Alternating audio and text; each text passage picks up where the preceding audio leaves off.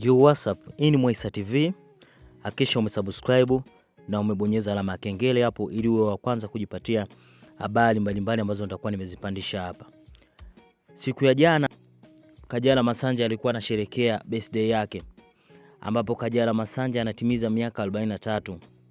Katika kusherehekea birthday hiyo, waigizaji wenzake wameamua kumfanyia surprise kubwa, akiwemo Lamata, mwigizaji Lamata ambaye ni muandaaji wa tamthilia inayofanya vizuri inayofahamika kwa jina la Jua Kali, ambapo Lamata amemzawadia Kajala Masanja zawadi ya kiwanja.